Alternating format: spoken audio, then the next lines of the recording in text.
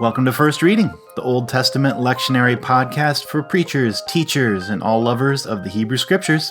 I'm Tim McNinch. And I'm Rachel Wren.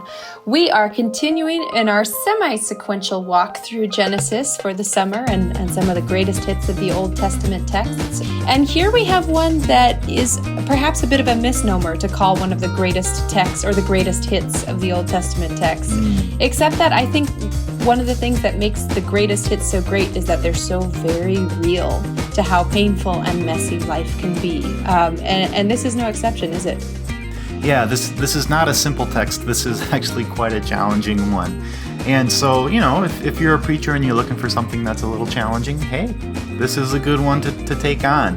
It would be easy to skip over this passage and sort of default to the New Testament reading. But we know that, dear listeners, you are all eager to try to preach from the Old Testament as much as possible. So this would be a great one to do. But we have to do a little bit of thinking with this about how we hear a text like this as a word from God for us and for our congregations. Yeah, absolutely. It does require a little work, but I think like most things in life, the little bit of work that requires can put out some great results at the end too. So what do you do with it? How do you hear this as a word from God for us in our congregations? Yeah, so what I want to say is that there are two main ways to read this story. One is as part of the bigger context of what's happening in the book of Genesis as a whole. But you can also read this as sort of a standalone episode. And I think kind of taking into account both of those readings helps us to understand what's really important in this passage. So just to summarize real quickly, this is the story after both of the Abraham boys are born. We have Ishmael, the eldest, and Isaac, the second born. Now that they are getting along in age, they're growing up, and Sarah, the mother of Isaac, is concerned and convinces Abraham to send Hagar and Ishmael away, to abandon them really to death out in the wilderness. So it's kind of a dark story in that sense, and one where the people that we're expecting to play the role of the heroes actually show some of their moral flaws. So that makes this kind of a challenging text. One of the ways, we talked a little bit about this last week of not idolizing Sarah because of the awful things she does. This is one of the awful things that she does. And I think it's important to remember too, it's sort of an allegory in some ways for how we act in desperation when we are concerned for our survival. You could read this as Sarah being concerned that if Abraham dies, Ishmael, as the elder son, will inherit everything. And at that point, Hagar and Ishmael will send Sarah and Isaac away. So could you read this as like a preemptive strike on behalf of Sarah, which doesn't forgive it or excuse it, but maybe makes it a little bit more understandable? Oh, yeah, totally. When you read this in its ancient context, Sarah's not just sort of, a mean-spirited person here. She's in a world where her rights as a woman are quite limited, and her future's at stake here. And so she's using what resources she has to ensure the future of herself and of her son. And so you could see that from that perspective as well. In the context of Genesis as a whole, this is one of a number of stories that are about that promise that God made to Abram and Sarah of a special lineage coming under threat of facing obstacles. If we just look back a chapter earlier, Abe almost lost Sarah to King Abimelech of Gerar because the couple pretended to be siblings rather than spouses. And Abimelech snatched up Sarah as a wife until God intervened and informed Abimelech that Sarah was already married to Abraham. But that was another moment where the special promise that God had made to this couple was in jeopardy. Now we've had the birth of Isaac, who was born to Sarah and Abraham in fulfillment of that promise. And then we have our own pericope. And then in the stories that follow this one, again, that promise is put into jeopardy. In chapter 22, we have the famous story of the near sacrifice of Isaac, which almost happens until, again, Abram is stopped by an angel, which is another threat to that promise. So that's the theme also in this story, in the bigger picture of what's happening in Genesis. Before Isaac was born, you might know, Abram and Sarah had hedged their bets about God's promise in light of Sarah's seeming infertility by giving Hagar, who was one of their slaves, an Egyptian slave, to Abraham as a wife and as a surrogate mother for Sarah. And it worked. She conceived and she bore Abraham's first son, Ishmael. But after Isaac, the child of the promise, was born to Sarah, as you mentioned, Rachel, Sarah was afraid that Ishmael, the eldest, would someday assert himself as Abraham's heir. And that was a threat to the promise. So in a way, this whole story about sending them away is a story of how a potential obstacle to the promise is overcome by sending Hagar and Ishmael away into the wilderness. So you can read it that way, but on a human level, that's such a disappointing reading for so many reasons. The way that Hagar and her son are treated in this story just feels so unjust, and it is. And in the first part of the story, Abraham, Sarah, even God, they all kind of come off as unfeeling and just sort of mean. And that's where it's helpful to read this as not just part of the bigger picture of Genesis, but as a standalone episode, because there's some themes and moments in this story that bring out some of the human experience.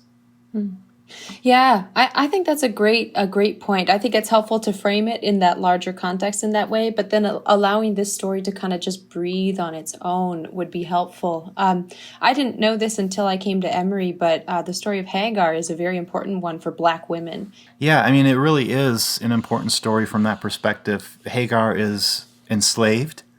She is, as far as we know, forcibly impregnated by her master.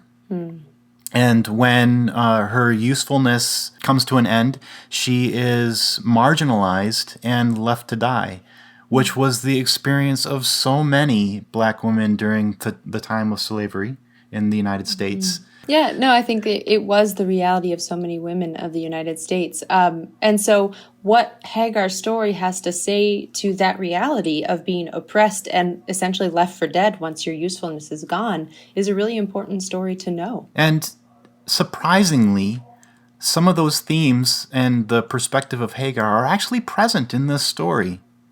At about the halfway point, Hagar becomes the sympathetic heroine of the story.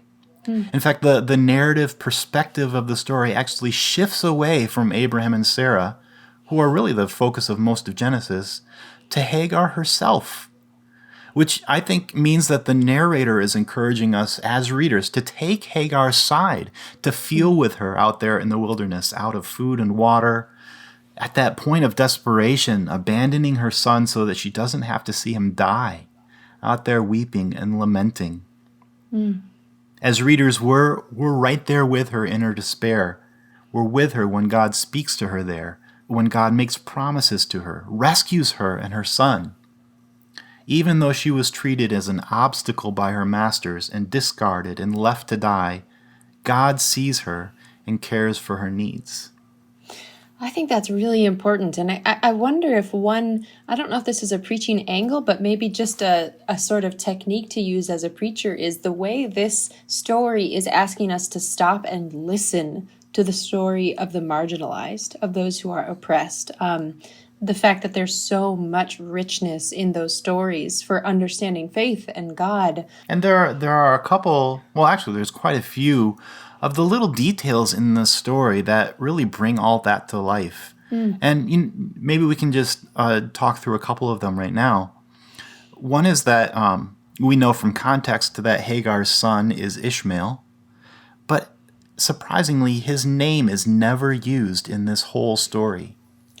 He's only ever called Hagar's son, or the lad, Hana'ah in Hebrew. And really, that's kind of a strange feature in a story where all of the characters are called by their names multiple times. So the absence of Ishmael's name is actually a narrative technique here. It's a way to highlight, like to make us think, what's missing here? Why isn't this there? And it actually draws our attention to verse 17, which is the turning point of the story, where twice it says that God heard the voice or the sound of the boy. And of course, the name Yishmael means God hears. Oh, wow. So there's a play here with the boy's name that brings out the central theological theme of the story. Even for those who are on the margins, even those who are rejected by those at the center of God's story, we might think of those who don't fit in church culture, or those who have been hurt or abused or rejected by churches and church people. Those are the people God hears.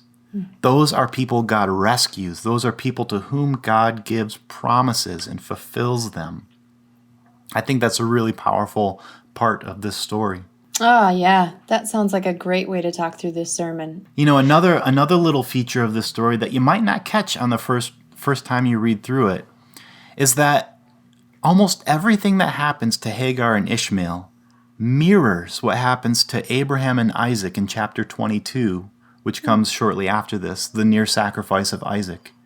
The story starts out with Abraham rising up early in the morning. The same language is actually used about Abram getting up in the morning, loading provisions on the shoulder of a servant, and going on a journey. This time it's Hagar going on a journey with Ishmael. And then in both stories, the child is about to die until God sees what's going on and intervenes by sending an angel to speak to the parent. And when God intervenes, the parent, Hagar in this story and Abraham in the other story, look up and see the salvation sitting right there. For Abraham, it's a ram caught in a thicket when he raises his eyes. And for Hagar, when she looks up, she sees a well of water, which is her salvation here. And in both stories, great promises are made concerning the child at issue here. I think this isn't just a coincidence. This is something that the author of this story is doing intentionally to show that even though the sweep of Genesis is about the story of Abraham and then Isaac and Jacob and that special family, that those who are on the margins of this story are not forgotten by God, but that they are also cared for, they are also given promises, and they are a part of the bigger story that God has for all of humanity. So that would be, maybe if you're looking for another way to preach this story, you could put it in conversation with the story of the Akedah, the near sacrifice of Isaac. And there's some real interesting things that can come out of that. I think that's a wonderful angle. I think the other thing to perhaps include or think about how you might include in any sermon on this story is the fact of the other group of people today who claim descendants from Ishmael and Abraham, which is, of course, those who are Muslim. So this idea of who is in and who is out and who is chosen and who is not, it carried a lot of resonance in biblical times, and it carries a lot of resonance today too. So yeah, I think that's important in modern context to see how even within the biblical story, these great Abrahamic peoples are brought together and united in a way that we need in our own context. Well, thanks, Tim. I hope some preachers do take you up on this. I think this is one of those stories that when you wrestle with it, kind of like Jacob wrestles with the angel, you come out with a blessing. So I hope you take them up on this, and I'd love to hear some great sermons on this. Well, folks, if you are continuing with us, remember to subscribe to us on iTunes or wherever you get your podcasts so you can get new episodes as soon as they come out.